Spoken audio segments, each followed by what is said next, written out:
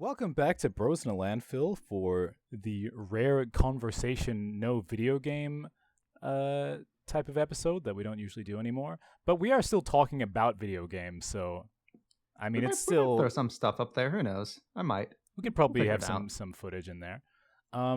So we're here to talk about the Summer Game Fest by our good friend and ultimate homie Geoff Keighley.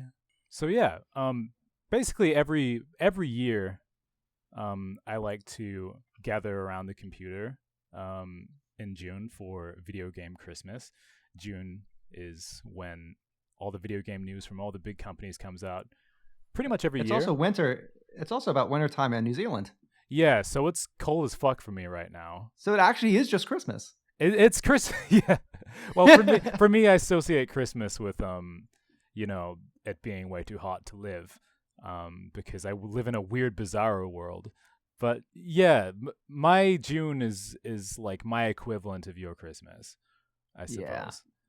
Yeah. But it's also my birthday's in June, my friend Sailor's birthday in June, and it's also Sonic the Hedgehog's birthday in June. So June is pretty much the best month. Our editor Helen's birthday's in June, so Let's go. Anyway, so me and my aforementioned friend Sailor have watched the June news. We've been watching it together like since we were teenagers, which I'm realizing is a shocking amount of time away now. Anyway, we watched Summer Game Fest, or I watched Summer Game Fest, and Trybien presumably read up about some of the news from Summer Game Fest, and we thought we'd give our thoughts and be a part of the cultural moment.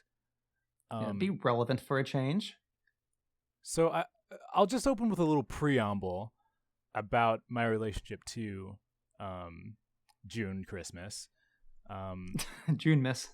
Yeah, so like a lot of people, it's difficult for me to explain to other people why I watch these things, because it's like, why do you like wake up at stupid times of the night to watch like a 2-hour commercial and then do it again the next day? Why do you get into really weird arguments about which video game characters are sexy with your right? Like at some point people just need to understand that this is who and what I am. But I don't know, like it's easy to be cynical and be like, oh well, it's just marketing. It's like, yeah, maybe I like being marketed to so I can purchase interesting products. Okay, let's consider that. Let's give yourself a little bit of credit here.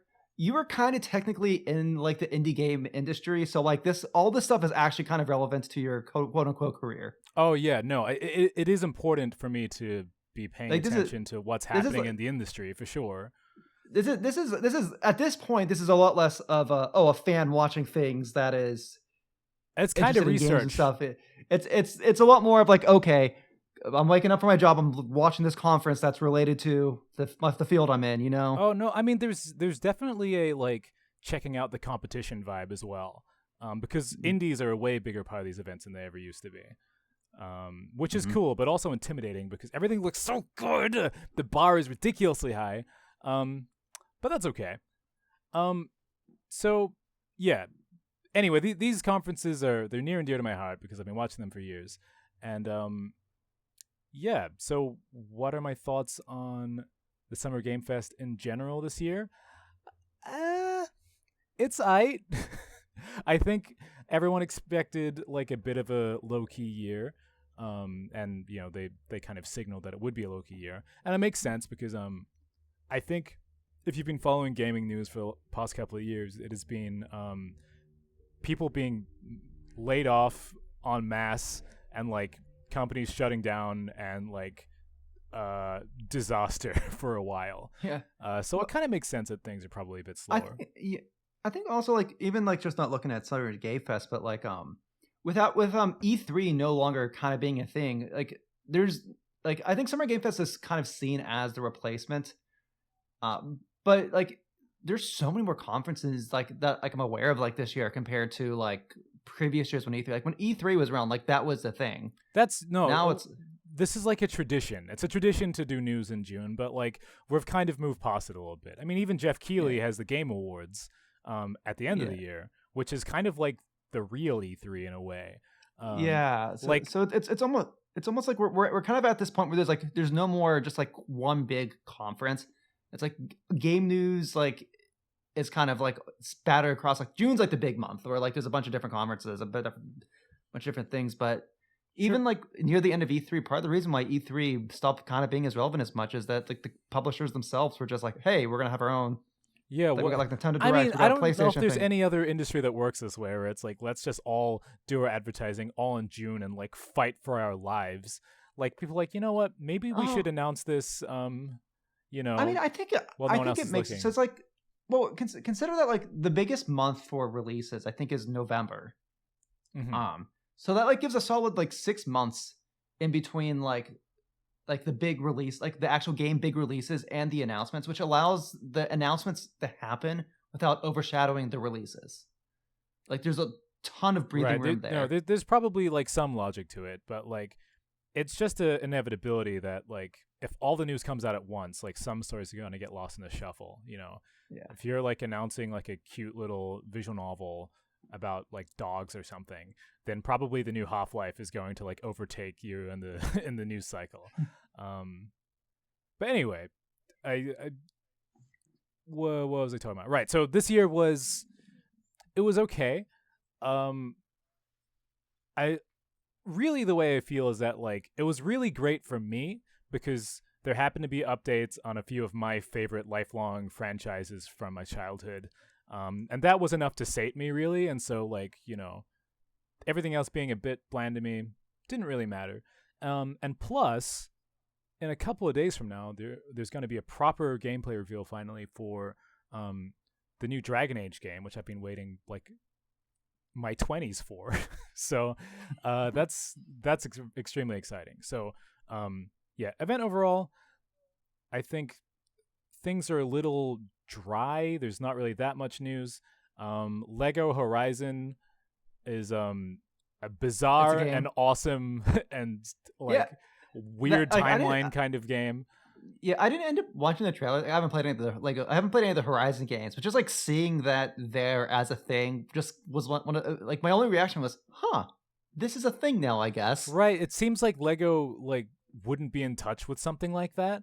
Like I think an overall trend I'm getting from the games that I want to talk, because in a second I'll talk about the games that I actually give a shit about. But like it feels like I finally feel like I'm the one being nostalgia pandered to. And granted, like I didn't play Horizon, but like the fact that like Lego is in with video games, rather than just like boomer franchises or something, it feels like, man, this is a new era, and like it's also a ridiculously high quality AAA looking thing. But anyway, I'll go into the games I want to talk about, because I could ramble for way too long about any of them. Yeah, no, it's something. Yeah, basically we got Dragon Ball Sparking Zero news, as in Budokai Tenkaichi 4, which is fucking crazy. Yeah, and there's a Sonic X Shadow Generations news, and there's Street Fighter 6 news. So I guess we can just go through them. Let's go through them in that order for no particular reason. So have you seen any of the trailers for any of this stuff? Yeah, so I've seen trailers for all of them.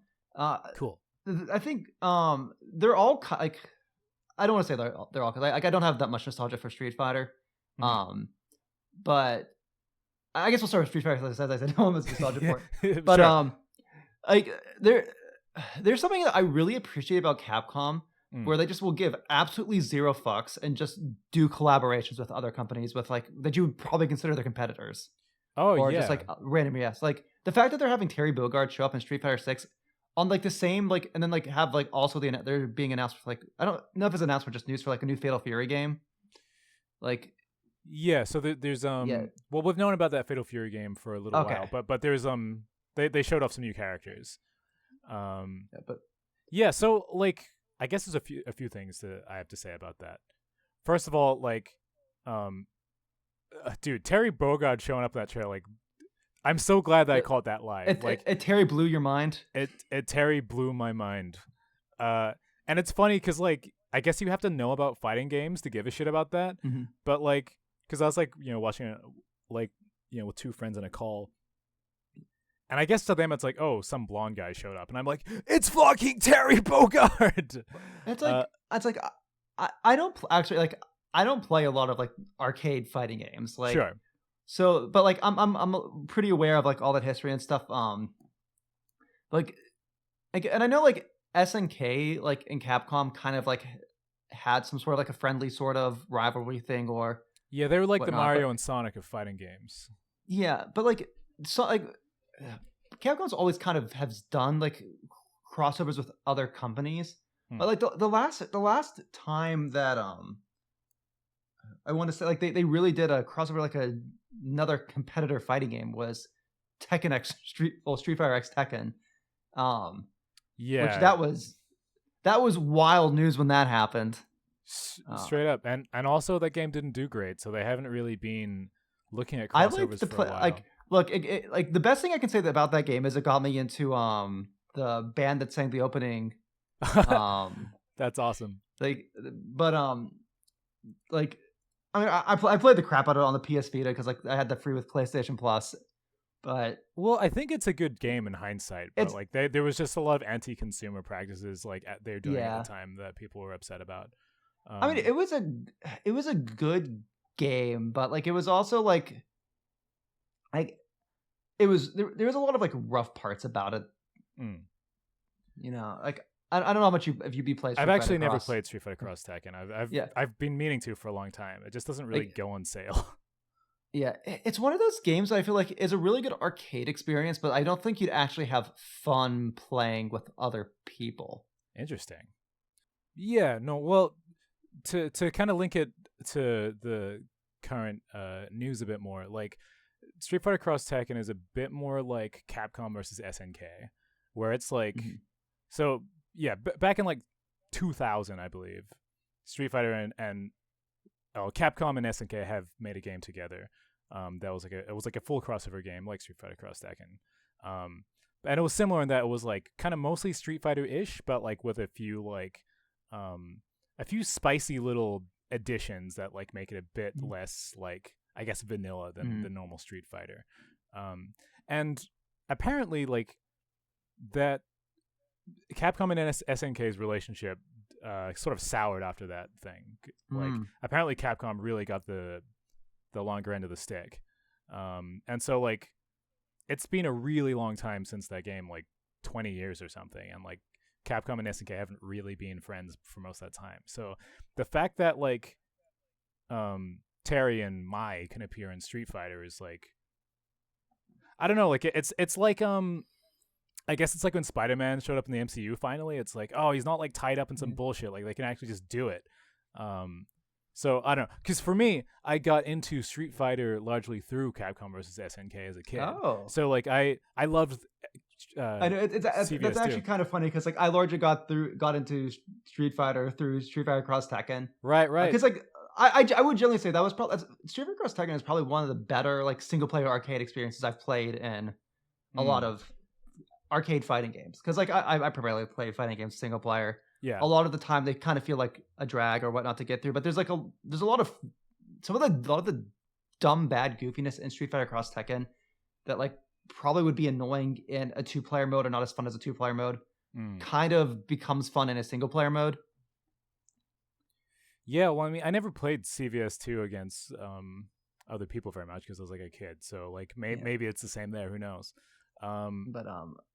But I don't know. It was pretty earth-shattering for me to see Terry Bogard show up and Mai at the same time. My headcanon is that this is all because of Street Fighter. Well, no, it's all because Super Smash Bros. Ultimate. Like, dude, Terry is like giving Ryu a run for his money in terms of cameoing in other games. Yeah, that's he's in fucking everything. He's in fucking Fall Guys. He's in Fighting EX Layer. Bro got that glow up through Smash. Everybody's like, "Who's this Terry guy? And why is he better than well, the thing is, like, it's like to be excited for Terry and Street Fighter. Like I was saying, like you have to know about fighting games, but you also don't, because like the reason why people love Terry Bogard in the first place is that he's like an anime character, like style Japanese made character that is meant to seem like an American with a Japanese voice actor speaking broken English, and he's like, "Hey, come on, are you okay?" And like that's how he talks, and like there's nothing more endearing than he's like SNK's Captain Falcon, basically. He's just really exuberant and just like running around his fucking torn sleeves and shit. He's got a hat that has the name of the game he's in on it, like which is which is ridiculous. So good. But I think it kind of like makes that like kind of like a very like good foil to someone like Ryu, because like Ryu is like such a serious character. Yeah, stoic, and you got like and you got this other guy who's like the lead character, and he's just a goober. Yeah, and he's become like the SNK sort of like fighting game mascot type character that they pull out of this. So I don't know. I just feel like I'm excited because it's like Capcom versus SNK is finally back, and it just feels right. Because I also associate a lot of my early fighting game fandom with Mugen, like the sort of like how do you even describe what that is? It's like a fighting game, indie fighting game engine. It's like Smack Studio, but without the character creator. Exactly. You have to be good at coding to make a character. But yeah, so like I'm used to seeing Street Fighter characters and SNK characters next to each other. So I don't know. Yeah. That was like the biggest hype moment of the whole thing for me. I'm not gonna complain Oh, go on. Yeah, it was like seeing something seeing Terry's in there, like it's like the first time I was actually like, oh, I might actually like want to get Street Fighter 6 at some point. Well, Street Fighter 6 Street Fighter has never had a guest character before, which is also it's that sort of thing. It kind of opens up like, and like I know the other characters, like I like the like I saw the M Bison trailer and he looks awesome. I know. I've never thought Bison like, looked cool until now. Yeah, that was like his like I don't know all the lore and whatnot, but like his like new costume is like one of the coolest things I've ever seen in Street Fighter. Well, okay, what happened? In Street Fighter 5, at the end, he, like, exploded and died. So everyone was like, there's no way they're gonna bring back Bison, he's dead. But Bison's whole thing is that, like, he always has, like, spare bodies around, so, like, if he dies, he can, like, put his soul into the new body. Cammy from Street Fighter, that hot blonde babe, is, like, one of his backup bodies. So, like, he might have come back as a hot babe, but, it seems like he's come back as like a clone of himself, but he doesn't have his memories anymore. Yeah. So him riding on a fucking horse, man, holy shit. Yeah, and he always like it looks sick, and he's got his arms crossed the whole time. Mm-hmm. Yeah. Yeah, I'm super excited. I think Bison looks sick. Bison comes out like this month as well, which is crazy because Akuma just came out. So the train's rolling. Definitely excited. I definitely have very normal and reserved feelings about seeing Mai Shiranui in Street Fighter 6 graphics. It's gonna be interesting. That's very chill and cool, and I definitely don't have strong feelings. Yeah. Yep. I'll definitely probably get it after all the characters are released and do like a run of like all the arcade modes or story mode and whatnot. Dude, the main single player mode is like tens of hours, and it's like an RPG type thing. You're like running around the city and stuff. Like if you're into single player content, like you're probably I'm definitely I just like I feel the pain with Mortal Kombat already, but like one of my least favorite things is just like waiting for new things to come out and like, oh, there's a new character, I hop in, and then it's like I'm like one of those guys that like I like playing the games when all the characters are already in there. Yeah. So well, I mean, if it's like Street Fighter 5, then there'll be like a Super Street Fighter 6 released eventually that like has everything. Speaking of which, I definitely need to go back and I need to finish up playing through Street Fighter 5. I think it's a fun game. The story is questionable, but enjoyable in a camp way. Fighting game stories are always questionable. That's true. They're just a medium of like having fights with some justification. Yeah, it's a difficult thing to get right, I guess. Street Fighter 6's World Tour mode really just kind of leans into the goofiness. Like, it's so silly. There's like someone will give you a quest, like, being like, I need you to destroy those barrels on the sidewalk. They're creating too much mess, and you go and break them. They're cramping my style. Yeah, so you do like a spinning bird kick on the barrels, and then you like find an item inside the barrel. And it's like a note that says like, please do not destroy these barrels, and you're like, what the fuck am I doing? Yeah. Oh god, it's great. Anyway, all right. I guess we can move on from Street Fighter. Because there's two other games that I want to ramble about. Speaking of finally getting my own nostalgia pandered to, there's Sonic X Shadow Generations. So Absolute. for anyone who didn't Hell yeah. know what this is, it's like a re-release of Sonic Generations, but with basically another smaller game stuck onto the side called I don't know what it's called, but there's a shadow game on there. Yeah. There's a Shadow episode, Allophilic Forces. No, it's like the so that it had a pretty banger trailer where we saw like Shadow going back to levels from 06 and from Heroes and all that kind of stuff with a bunch of crazy new powers. He gets these insane like wings of darkness, like full on like 2000s edgelord Linkin Park vibes. Like I love that they're just like leaning into that aesthetic with him and giving him it looks like it's like the Venom, goop or something gets on him and it turns into wings. Crazy. All they need to do now is give him a fucking AK and I'll be happy. I forget what the aliens from like Shadow the Hedgehog were, but like they all already kind of had like a Venom sort of. Yeah, I guess like, so. I guess it makes sense. Which let's be real, Sonic cribbing off of other franchises. Oh yeah, they've been doing that since the beginning. I mean, like, fucking Dragon Ball Z and Star Wars are in like the first few games, Yeah. But it's just really cool, like that they're making this kind of Sonic stuff again. I mean, it's kind of a continuation of what they're doing with Frontiers, but like, I think Frontiers was like epic, but more like somber and understated. Now we're just going like full. We're embracing the edge fully here, which is pretty sick. But one of the things that excites me the most is the stuff that I read like on the website after the fact, which is that it actually has a hub world that you explore. Whoa. So it's like, it seems to me like it's more like a mini Frontiers like kind of thing than anything. Like, yeah, you explore a hub world, you have like a skill tree and like skill points and stuff, and then you've got these like high effort levels that would and like as much as Sonic fans are tired of seeing old levels, like at least we haven't seen these old levels in a while. It's not like the regular Green Hill and Chemical Pond. I'm a bit curious like how expanded that's gonna, because like if they're packaging it all as Sonic Generations rather than like a full on sequel or something else, like I wonder if that's gonna be like a substantial game mode in itself, or if it's gonna be. It seems kind of like Bowser's Fury to Mario 3D World, where it's like, actually that's probably you're probably 100% accurate with that. Where like it's a pretty nice and tight little like package, but I guess they don't want to sell it at like what would be a reasonable price. So if you just slap Generations onto the side of it, then like now it's like, oh, it's 2 games now, and now. Well, and Generations is one of the few games like from like that era that people still like look fondly back on.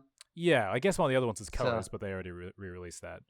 They already re-ruined that. Yeah, what the fuck, man? It doesn't look like they fucked up Generations. I was watching a Sonic YouTuber like react to like the trailer, and it's like, okay, Generations looks intact, like they haven't broken the graphics. Like no other fandom is gonna like get excited about like the new port not looking fucked up. Like, to be completely frank, the thing I am looking forward to the most is hearing the music. Because like Generations is like remixes of old tracks were always like fire. I mean, Sonic music is always fire, but like having like new versions of old songs like hits differently. And like I hope that the Shadow they keep that up with the Shadow campaign and like have, because like Shadow has some pretty freaking amazing music that goes completely underutilized in the modern stuff. There's that one song that I forget. I don't know what it's called, but I think it's the one that plays when you fight like the prototype Bio-Lizard. I'll have to look that up. That's like one of my favorite ones from Adventure 2. I mean the whole 06, not the whole 6, the whole Shadow the Hedgehog soundtrack itself like goes hard. I'm not that familiar with it. Like the original Shadow the Hedgehog is one of the Sonics I've like spent the least time on. So, maybe it'll be basically cool new music to me. But yeah. Oh yeah. Okay. Before we move on from Sonic and Shadow Generations, the pre-order bonuses are fucking ridiculous. So one of them is like a little journal of Gerald Robotnik's fucking like when he was creating Shadow. So like, we can read like little lore tidbits from Gerald Robotic. But that's some super fan bullshit right there. But I mean, but like they're pandering to the right audience. No, well, like the other pre-order bonuses are just as crazy, because then they have, and this is just to get me specifically. This is just because I wanted my money out of everyone else in the world. Of course. Sonic Adventure Sonic skin that's like low poly and has the fucking weird cyan bracelet on and everything. That is to get my money specifically. God damn, I want that. And thirdly, this is the craziest part. Alternate skin for Shadow that is based off of the concept art from Adventure 2 before they land on the final one, that people colloquially call Terios the Tenrec, because that was his prototype name. And so there's a new Terios skin, and it looks like this crazy Sonic-looking dude with like a scar on his eye. Okay, I gotta look this up. Look up Terios the Tenrec. They're selling that to us. I might actually have to get the that's like literally like trying to get my money right there. That's like, beyond a deep cut. Like, oh my god. I saw a tweet that was like, that really put it well, where it said, "Do you have any idea how far gone you have to be to know what this is?" Because it's like, yeah, that's me, all right. They know their fan base. Well, they know the era of the fan base that, like, because I don't know. Usually, when they're doing nostalgia stuff for Sonic, like they're trying to get like the 90s Sonic fans instead of the 2000 Sonic fans. But we're finally moved on to like the new part of nostalgia. So they're like, yeah, we're selling the people who give a shit about low poly Adventure 1 Sonic, and that like fucking looked on Wikipedia and learned about Terios the Tenrec.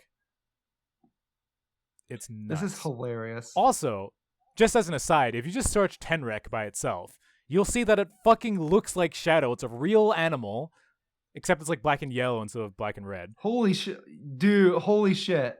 You thought that was just like some silly, like, like Sega trying to make their character cool. No. That's a real thing.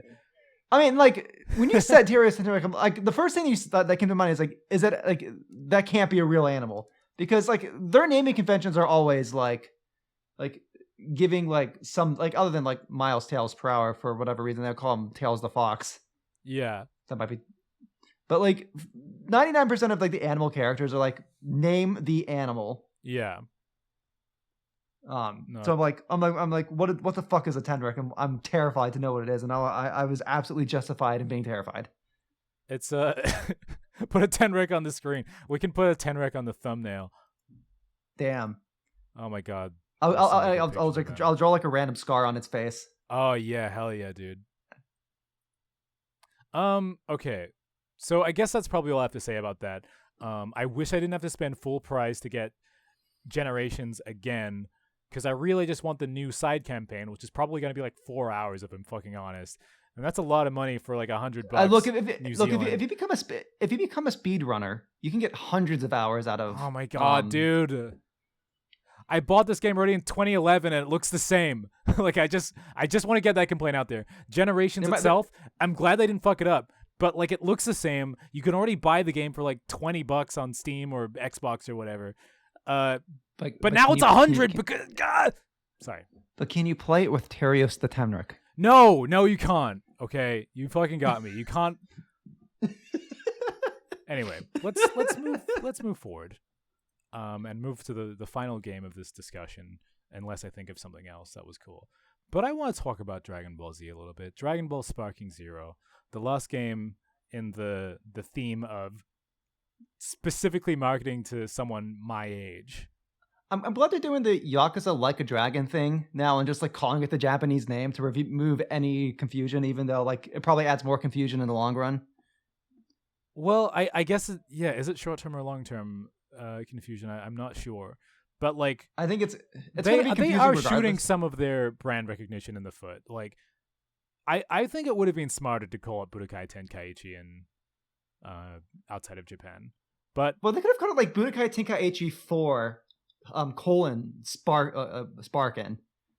Oh, dude, that's how long can the title get? I mean, Sparking Zero is a much easier title to take in than Budokai Tenkaichi, but Well, it's like okay, so it's like with Yakuza Like a Dragon, like I think that was a perfect time for them to like try to like do the rebrand because like that was essentially like a soft reboot of yeah, what the franchise was. Like that made sense at the time. Um, but like it's Budokai Tenkaichi and like Spark like I don't see anything like substantially different in terms of like what would have like that justified changing the name other than just because like I guess because from my perspective, there's already so many like random Dragon Ball game spin-offs with different names. yeah. Uh, it's like having like some sort of convention that like says like okay, it's part of this. Like it's not like the what was like there's the Dragon Ball. Was it like Blast or Burst or something? Raging Blast, they did, yeah. Raging Blast, which was, if we're honest, those are really Tenkaichi like 4 and 5, but no one wants to call those Tenkaichi games. And yeah, that's true. And then there's like Ultimate Tenkaichi, which that's like a completely different thing. That should not be called Tenkaichi. Ultimate Tenkaichi is the Ultimate Ninja Storm. It's just Ultimate Ninja Storm with Dragon Ball. Yeah, well, whatever it is, it's not a Tenkaichi game. That's some crazy shit. Yeah, that's some crazy shit. It's Ultimate. It's just the Naruto Ultimate Ninja games, through and through. Should like we call Dragon Ball Z Ultimate Ninja Storm? Yeah, actually, they literally could have just called it Dragon Ball Z Storm or something. Yeah. Anyway, title stuff aside, I just wanted to say that first of all, I'm excited that this game exists. I think we've talked about it before, but it's just nice that like. I'm just a big fan of the Tenkaichi games, or I was as a kid. So like the fact that it's back when I thought that they would never do one of these again, especially after the success of Xenoverse, I'm very happy about that. And it looks pretty good. I'm just upset that I'm not going to be able to do a Kamehameha with my Wiimotes to get extra damage. Yeah, that's oh man, that wasn't my favorite part of those games, but like and bring back port Dragon Ball Z for Kinect while we're at it. Yeah, hell yeah. No, but like graphics look nice, roster looks nice, environmental destruction looks nice. But the cool thing about this recent trailer and like kind of I guess website update or whatever, like new information, is they've shown a bit of what's cool about it other than just being Tenkaichi, but again. Because most of the trailers have been like, hey, look at our new graphics. Hey, look at these characters. But it's like, that's less exciting when it's not like a traditional fighter. When like, it's like, we want like weird single player modes and stuff for this kind of thing. That's literally my language. But what they've done seems pretty cool. Where like, so they have like the main campaign again, like, the normal Dragon Ball Z storyline, but except it goes all the way to Super. Which is nice because 3 didn't even have like a proper story mode. 2 did, but 3 had a really like truncated version. Yeah, 3 had like a weird version of like. I mean, honest, like this is probably gonna sound cringe, but like my first encounter with the entirety of the Dragon Ball story, Dragon Ball Z story, was Budokai Tenkaichi 3. I'm sure it probably was for a lot of people. Like, yeah. I mean, I'm not like a fucking weirdo about where people enter a franchise. It's just like. But anyway, I mean, the Dragon Ball story like isn't anything like super complicated. It's just a lot of like it's a lot of like good classic typical shonen stuff. Like you're not gonna get like all like the like it's obviously not gonna be the best way to engage with the story. Well, like fucking like I don't know, you're like a kid like just getting a new PS2 game or whatever. I'm not gonna like go back in time and like I had it on Wii. Okay, on Nintendo Wii, right? I'm not gonna like go back in time and like slap you and be like, you need to get the fucking box set of the original Dragon Ball, and you need to spend 80 like whatever. It's like an awesome. The video games are a big part of my fandom too. Like I'm not sitting there watching 3 episodes of people talk in the middle of a fight. then I go on and watch Naruto in its entirety. Right. Look, shonen battles are about delayed gratification. True. They're almost tantric.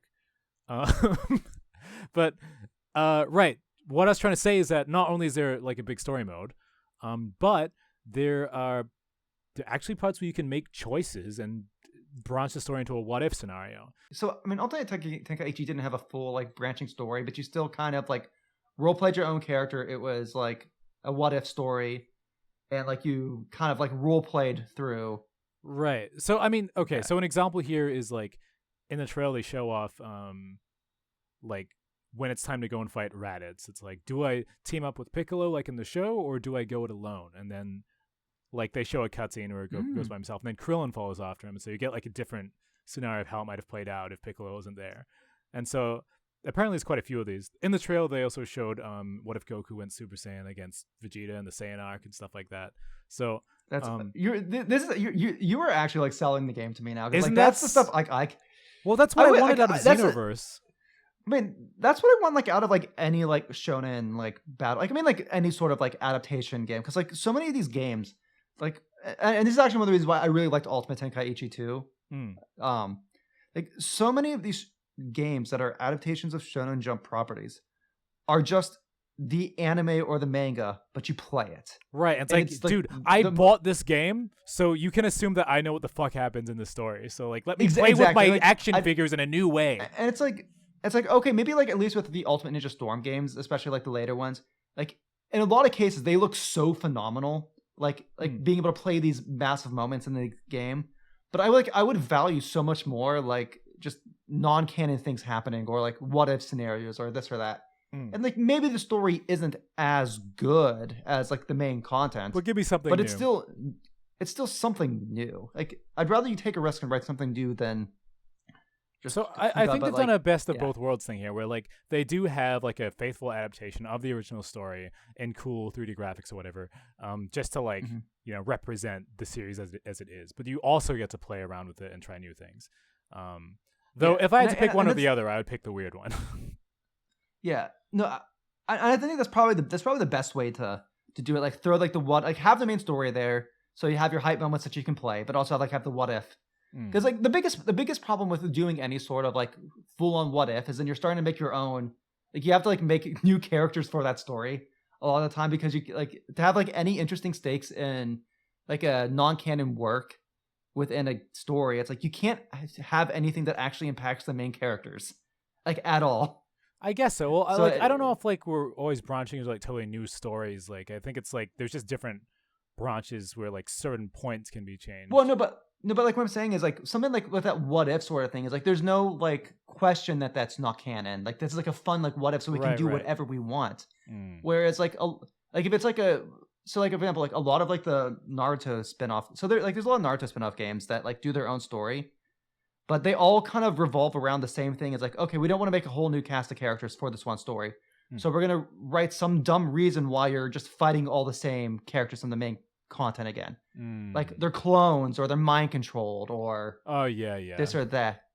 Like slightly it's like no one Cybermen, yeah. But it says like no one's buying the game to play OC like cast of OC Naruto characters. People want to play as the characters they see from the show.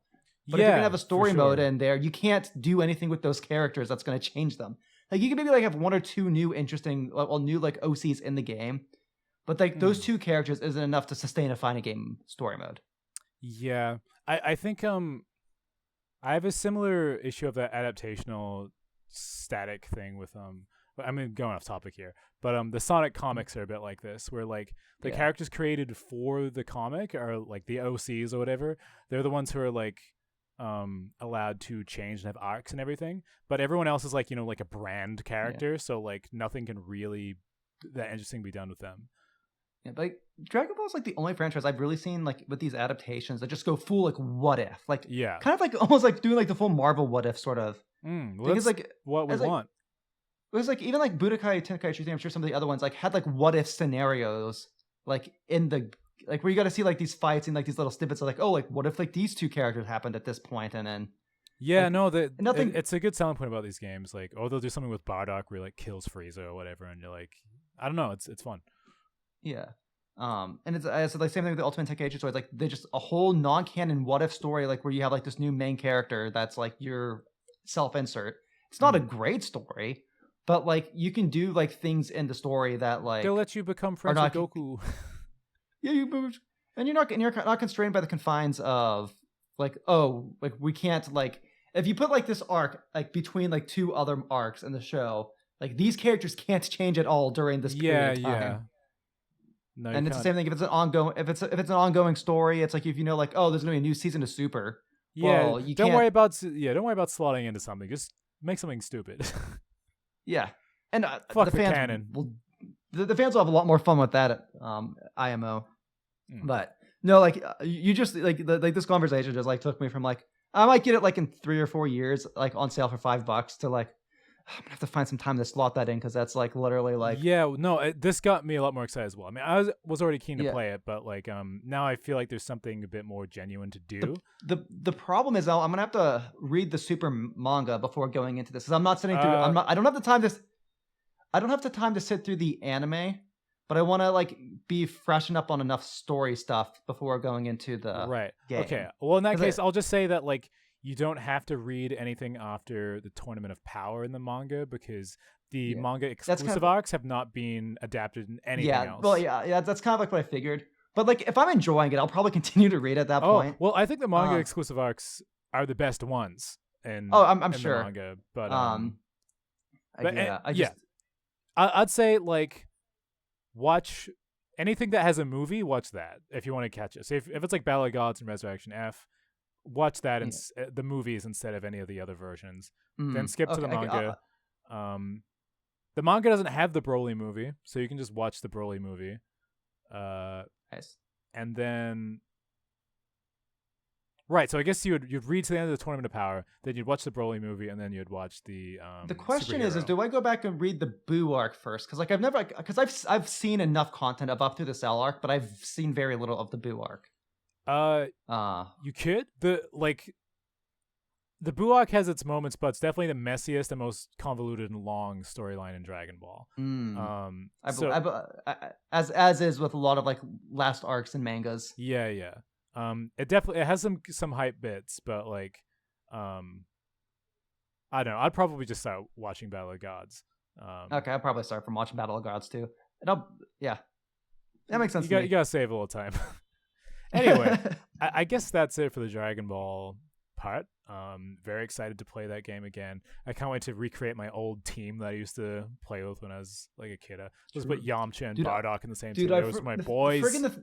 The thing I freaking loved about like the Budokai Tenkaichi 3 was like actually being able to like go through and do like, oh, you do all the transformations and then like you do the freaking fusion dances. And it's like, or you could just like pick those characters and play them from the start, but you could just role play out those battles. Yeah, that's the thing that's missing from like Dragon Ball Fighters or Xenoverse or something. Like I want to, like it's been said before, but Tenkaichi is very much the like playing with action figures style Dragon Ball game. Where, as a kid it was amazing. So since we're wrapping up, I think I wanted to bring up the one game that I actually cared about. Sure. In this, and I say care about like it's like I'm not like oh so, as everybody here that watches Bros in Landfill knows, I'm a gacha game connoisseur of sorts. Yeah, that's definitely the word. Yeah, it's definitely a word. Like, I play an unhealthy amount of gacha games as opposed to any other probably game I should be playing. But no, like the only like real comment like feeling I had, and I promised Lunch a Trybien core take before. That's right. I've been waiting for it. So Honkai Star Rail had like a Summer Game Fest trailer thing, kind of like celebrating like the 2.0 release, and the finale of the 2.0 story that's coming out next patch. And like, so I'm really frustrated because they just, so this won't mean anything, and I won't go into too many details because like this has to do with like spoilers, but like they out and out just spoil a major like plot point from the early part of like 2. And like this is stuff that's been out for like a few months at this point, but like I somewhat understand like kind of showing the spoiler stuff for like the new characters and whatnot, like on the live streams towards the people that are playing the game currently that are like caught up, like look, fans of the game, you have this thing that you're looking forward to next patch. Summer's Game Fest is like such a big expo of new people that should be coming in playing the game. Yeah. And you're dropping this like massive spoiler that we regular players we had to sit around like a month and a half to be able to get the payoff for the spoiler. Right. This is where you're trying to get the audience bigger and get newcomers. So why are you showing the newcomers the spoiler? And we're talking about like dozens of hours of story you have to get through before you even get to this reveal. That's hilarious. And like for like the main, like, so if you were to boot up the game, you probably have to put like 30 hours into the story just to get to that point. And for this patch alone, like, so like when you get to this point in the game, you probably have about like 10 hours of story at least to get from like the start of like when like, because like the 2.0 story plays out more like a mystery thriller. So like the question is posed like near like probably like the 4 or 5 hour mark in the story. Okay. And then the early. solution to that answer is like in the 10 hour mark. It's like a long term like mystery. Yeah. Yeah. So like you go into it like 2 hours in, you know, like, well, at the start of like the story, it's like you see the character that the spoiler is related to. You're like, okay, I know what's going on here. Like, I know what this character is. And you have to sit through the next 10 hours of the story just waiting for the payoff with that character. I'm just like, and I get it. They want to sell this cool character for like their next patch. Right. They're trying to but it's like you with the new content. Yeah, but it's like I it's actually somewhat relevant to like an article like I was reading. It's like Marvel is ruining the franchise with all the spoilers. That actually pisses me off. Like there'll be news that like a certain character is going to appear in a future movie, like, you know, a year before it's out. It's like fucking. Yeah. Isn't this meant to be like, you know? Yeah, well, it's like how like so like back in the day with like again I was talking about this in the article. It was like back like when when you had the post trailer scenes, like that was the announcement of the next thing. Yeah. It's like, oh, you were watching like it's like when like the Hulk aired and it's like came out. It's like at the end, like Fury comes over and like does the event, and it's like you experienced it as like a piece of media, like it wasn't just like in the news, you know. Yeah, but now it's like, it's like they've announced every movie that's coming out for like the next 5 years. So you go to the end credit scene and it's like, oh, we're revealing this character from the next movie. It's like, yeah, we know. There was a press release 3 years ago. Yeah. Well, I mean, on that note, I will say I'm really happy, just to tie it all back, I'm really happy that the Street Fighter DLC did not leak, because a huge guest character announcement, that's the kind of thing that leaks all the time. Yeah. And also, Street Fighter 6's entire roster, including its first year of DLC, leaked way before the game came out. That's crazy. Every single one. And artwork of all of them as well, not just a list of names. We saw every character. So like it has been years since we actually had a surprise for Street Fighter. So the fact they managed to keep Terry and Mai under wraps, and Bison, who was like a kind of a twist that he was coming back, bravo to them. And it's hype moments like that make me love, June Miss so much. And like getting to be there for that time. That's why I wake up for those stupid times. Oh god, that actually like makes me think back to like when like Smash like character reveals used to be like amazing before like all the leaks started happening too. Yeah, that because like the leaks always kind of just took the punch out of like. That's no, because even if they would show it to you like the most like the trailers are designed to like be full of wonder and excitement and like I don't know. I'm not really a huge fan of leaks. I've just kind of stopped trying to avoid them so much nowadays because it's like it's too much stress. And it's like from like my perspective, it's like the media cycle, the trailer cycle is part of the media consumption of the game. Yeah, like.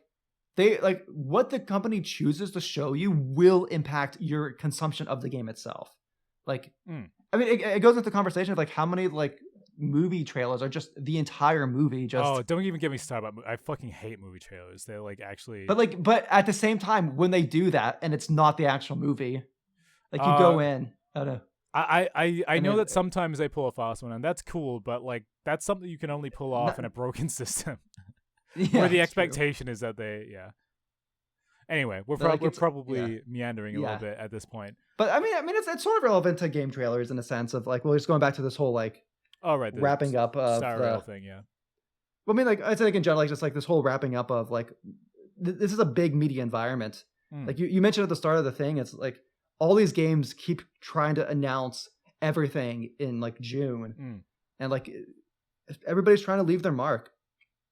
It's like games are like being overshadowed, or like I'm sure like you had like similar feelings of like excitement, nervousness, and whatnot with the OTK Expo with Smack Studio. It's like there was so many interesting like indie games that were shown there, and like you're put in a category with other fighting games, and Smack Studios there like even trying other to make its platform mark. fighters.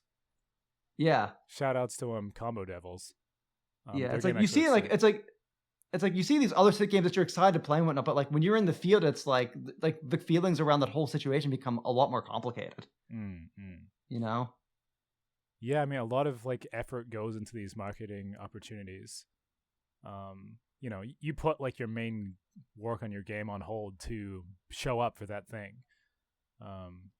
For hope of like just a few more eyes on the game that like could it's kind of improve like your sales. Well, like something that I've slowly learned while working on games is that marketing is investing in the game. Like it doesn't.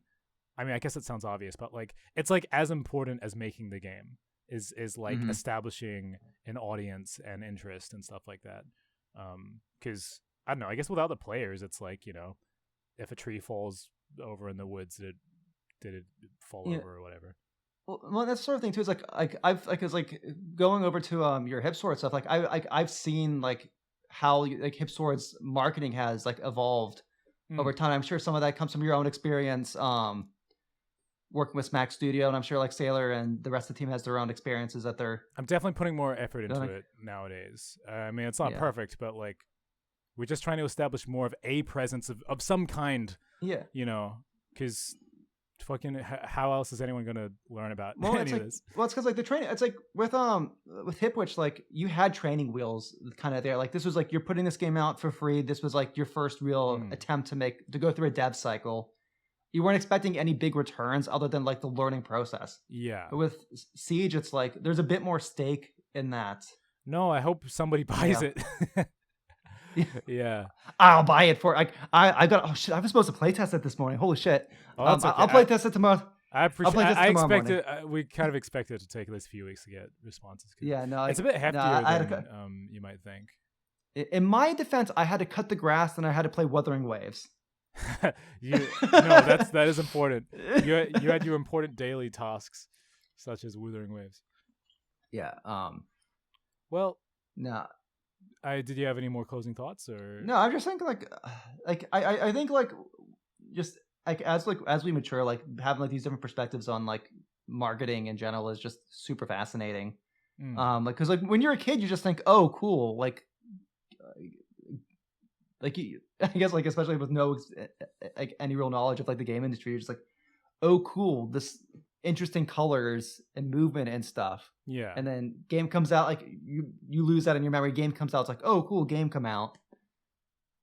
But just being so much more aware of like the industry as it is just so fascinating.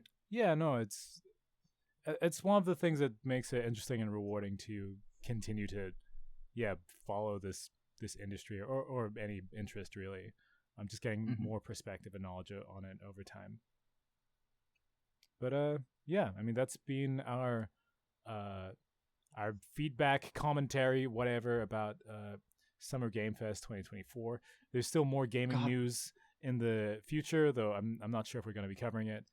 But I'm very excited for Dragon Age, and I don't really wish much else. And right now, make sure to go to Steam, look up Smack Studio, buy it because it's coming out soon. Yeah, 1.0 is almost here, so get on that. It's already June, and it said June 2024, and it's already June. No, it's in July. Oh, July. Fuck. That's cool. I mixed up my JU months. That's fair enough. I mean, it'll be cool if Smack Studios come for Christmas as well. But Bison's coming in June, so hang out with that guy. Bison's coming into Smack Studio. I'm sure someone's God, I wish we had like a really epic fucking guest character. Like if we actually had Bison. You have Ari from Pizza Dash. Ari from Pizza Dash. Shout out to Pizza Dash. All right, one more thing. I know that we're ending this, but I just want to say something. So like that Smack Studio launch trailer, it's just crazy to me that trailer got uploaded to IGN, right? Oh shit! So isn't it crazy that like Narome and Katsuro from Ace Attorney Online are on IGN as part of a game review. Are we allowed to say Katsura? Because I know like I think there's a shot guess, of the character select screen in that I mean, trailer. I know that, but like I don't know like how much like I guess it's like I don't know about like I didn't read the NDA close enough, so I don't know how much we're allowed to talk about Katsura other than what was shown about like his screen on there. Okay, I won't say much more then, but characters from Ace Attorney Online from when we were fucking teenagers are on IGN. Narome's there for like 2 frames.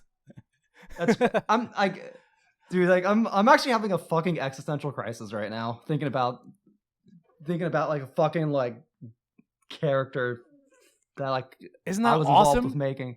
We've got to do justice to our teenage OCs or whatever. Yeah, I feel like a lot of people don't get to do that. It makes me glad I went with Katsura over the other choice I had. Well, maybe we can do another episode talking about that process one day when the game's out. Anyway, 1.0 we're playing it. Oh hell yeah! On the show. Hell yeah! We're dragging Tar by the ears. Maybe we'll grab Related again. Who knows? Hell yeah! All right, if he's awake. See you guys later. Thanks for jumping into our little discussion, and catch you next time. This has been Bros on the Landfill, signing off.